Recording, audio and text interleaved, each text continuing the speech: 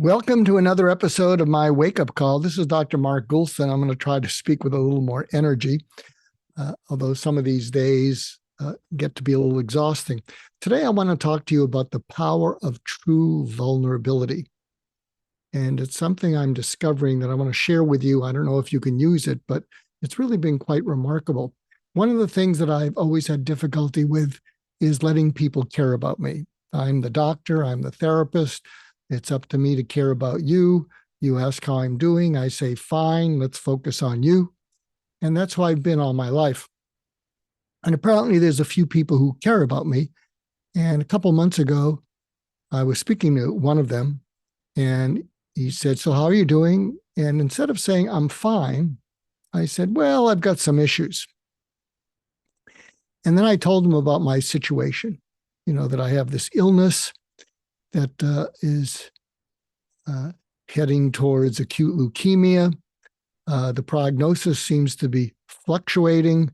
I think I'll be around for a while longer, but I just never know. And it was really interesting because he leaned in, he stopped being distracted. I got his undivided attention, and I got emotional. I started to cry. And it wasn't like, boo-hoo, I'm so upset. I started to cry with letting the caring in. And I talked okay, and I apologized. I said, I'm sorry. I'm sorry I'm getting emotional. Please excuse me.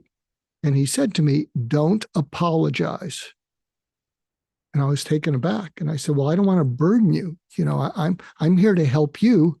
I'm not here to have you help or care about me. And he said, it's an honor to care about you, Mark. It's not a burden. Of course, then I started getting even more emotional. And then we talked. And then I had a series of other calls like that. Same thing happened. And I was wondering what the heck is going on. And I started asking people, well, why is it so special?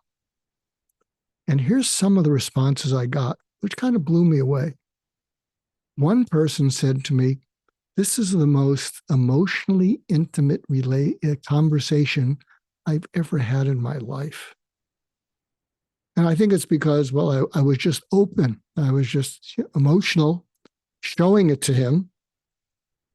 And I was completely open. I didn't have an agenda. I wasn't hitting on him. I wasn't complaining to him. I was just sharing something, and it was just raw and open.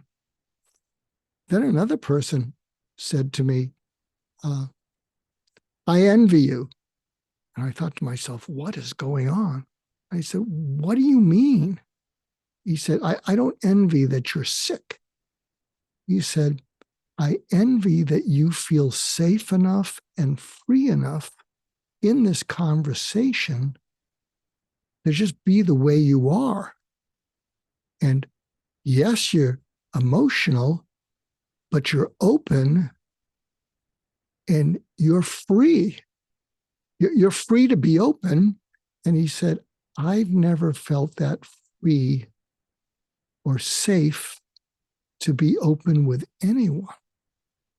And then there's another crazy pattern that I'm noticing is that nearly 90% of the people I've spoken to, and the same pattern happened, have said, Mark, 24/7. And I said, what does 24/7 mean? And they said, you can call me 24/7. Now, these are people who are incredibly transactional. They're very aggressive business people.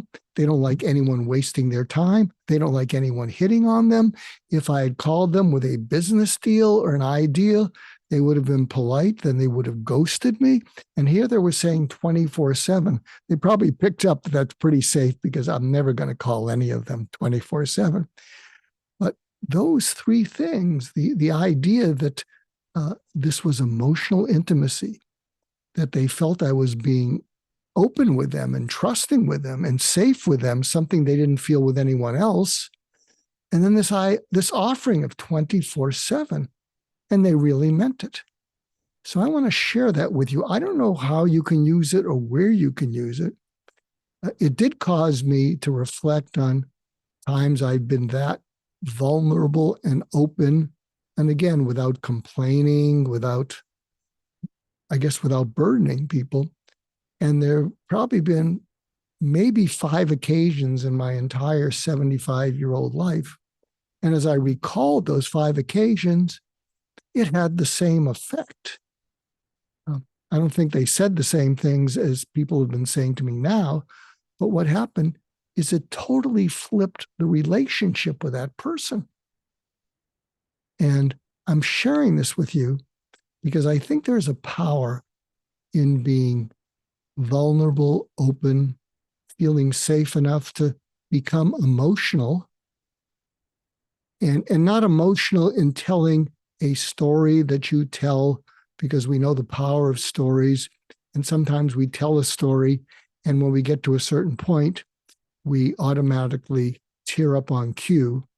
And yes, that's vulnerable, but it's not spontaneous. It's a little bit controlled vulnerability, because you know that when you tell these stories, there's a point in which you start to get emotional. So I'm just sharing that with you because I have a feeling that if you could show true vulnerability with zero agenda, and also if you have a track record of not being someone who gets emotional all the time, or resorts to poor me, or resorts to something that's a little bit manipulative, because many of, if you're that person, they're not going to say 24/7 at all. But if you're a person who has trouble asking for help, trouble really showing your vulnerability, there is an incredible power in showing it to people who care about you. And I actually know of some people that I've had on my other podcast who spontaneously got vulnerable with their company because they had to lay off people during the pandemic. And one of them just started getting emotional and said, I don't know what to say. And because his people know that he loved them, 5 of his executives stepped up and said, take 5 days off, we'll figure it out. And they did. And it's forever changed the way that he's led. And it's taken a lot of stress off him, realizing that he could depend on his people, and it wasn't a burden. It was a gift. So I hope you find this helpful and can use it somewhere in your life. And thanks again for tuning in, and we will be with you again for another episode of I'm Dying to Tell You. Take care.